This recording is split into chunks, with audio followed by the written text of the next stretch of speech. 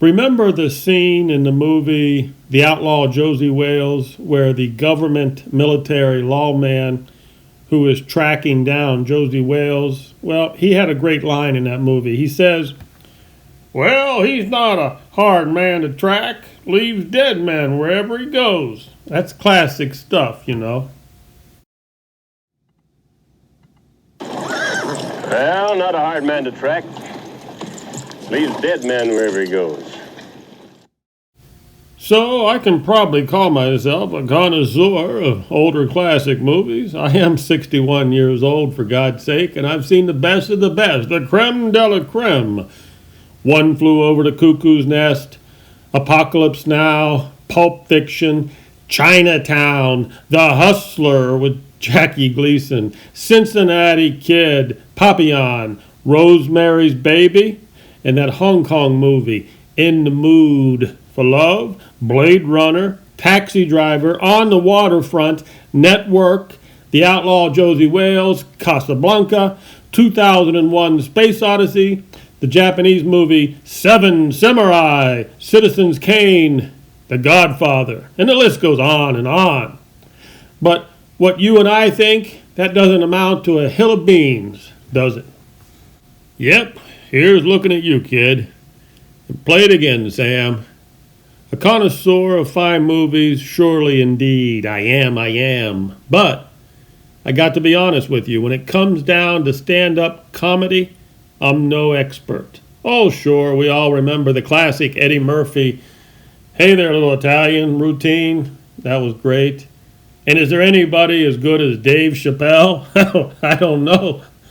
But comedy is not my forte. But I just saw a lady on, I think it was on YouTube, I believe. I just saw her little routine. And now she is on my list of people to watch. I like her. Her name is Aiko Tanaka. And she takes on all the different racial groups. That's why I like her. Now, I know, there'll never be another Don Rickles. May he rest in peace. I saw Don Rickles twice at the Orleans Casino Hotel there in Las Vegas, and I'm very glad I did. He was in his 90s. He was literally in his 90s. His last shows, I saw him at the Orleans, and bam, Don Rickles. There'll never be another Don Rickles. I know that, but we can dream. But anyhow, let's get back to this Aiko Tanaka. I like her. Here, let's watch a small clip of her, and you'll know what I'm talking about. I used to work at a Chinese restaurant for Jews. It's called Ching Ching.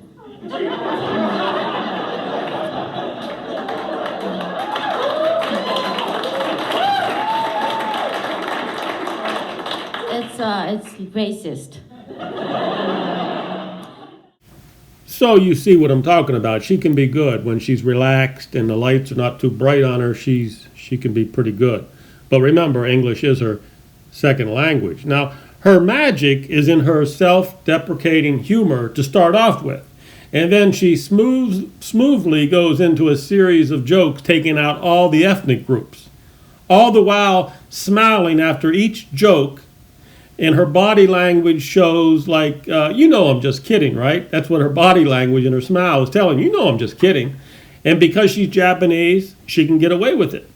This pattern or routine is when she is at her best. I know it's very, very difficult telling jokes in your second language, which makes her racist style even more impressive. And also, she's better when she can use the real cuss words. When she can use words like bitch and slut in her routine, she comes off better and funnier.